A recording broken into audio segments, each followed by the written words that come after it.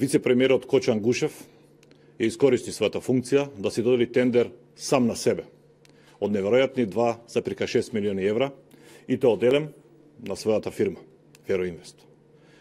Ангушев се откажа од својата плата во висина од околу 1000 евра, но очигледно е дека своето домашно салдо го надоградува со милионски тендери и тоа во висина од 2,6 милиона евра.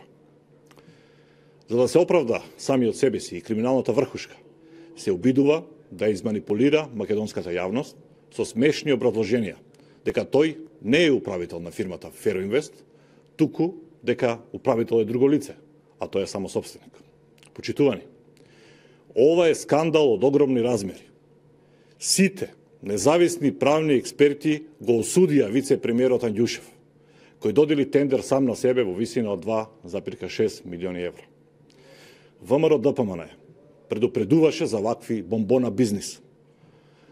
Предупредуваше за вакви бомбона бизнис намери на оваа влада, дека нивната примерна цел е само личен интерес и личното богатење со парите на граѓаните, а тоа се потврди во изминативе 100 дена.